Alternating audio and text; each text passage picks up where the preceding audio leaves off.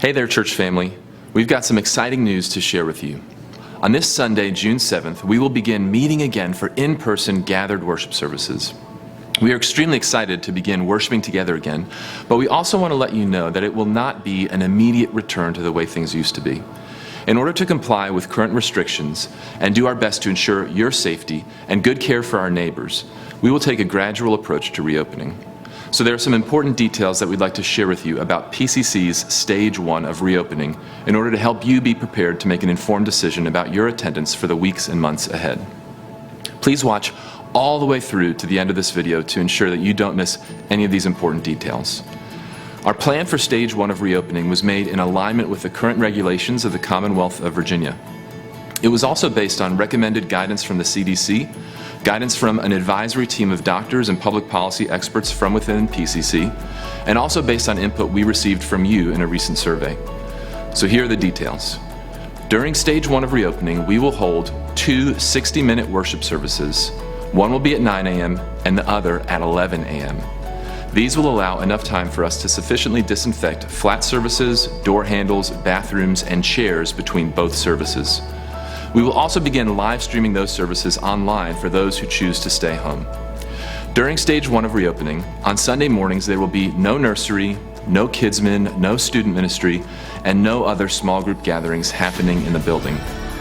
There will also be no coffee or tea service in the cafe, and the water fountains will be closed, but you are welcome to bring your own. The playground will also be closed during this stage, and we are sorry about that, kids and parents. We're looking forward to those things being reopened too. Seats will be spread out 6 feet apart from each other in different clusters to accommodate individuals and households of various sizes. You're welcome to sit with those who live in your household. In order to ensure that we do not exceed 50% capacity, we will use the cafe as an overflow room once the sanctuary is full. If you arrive after we reach max capacity for the building at one of the services, we will have to ask you to return for a later service or to worship at home using the simulcast.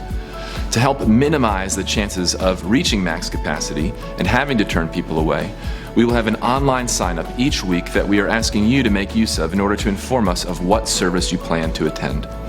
We will prop all exterior doors during entrance and exit times in order to minimize contact with common surfaces. We will not distribute bulletins or use printed name tags.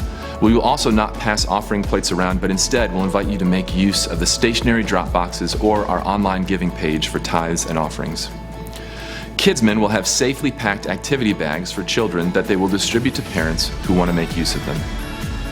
We will also have touchless hand sanitizer stations available, and we also encourage you, as always, to wash your hands thoroughly and frequently.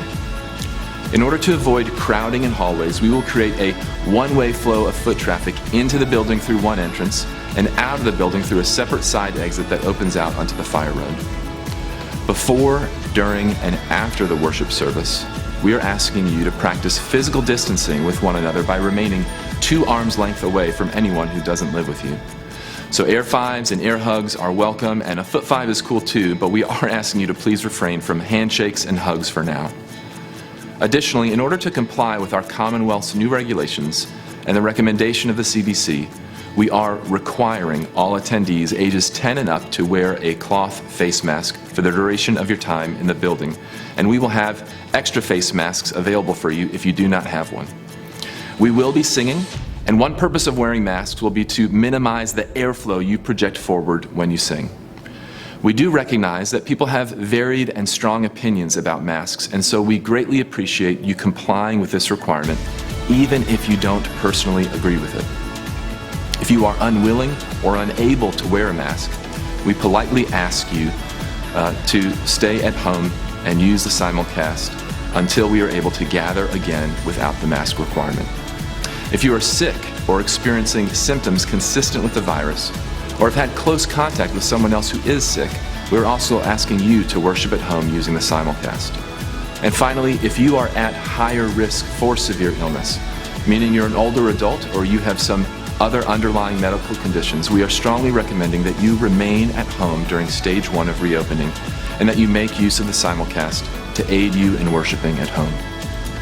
We do recognize that these practices are going to be challenging, and we would certainly prefer not to have to think about any of these things or take these measures, but in obedience to our state, And out of a love for one another and our neighbors, we are asking you to join us in practicing these measures so that we can worship Jesus together in as safe and secure an environment as possible. We love you and miss you, and we're looking forward to worshiping with you this Sunday.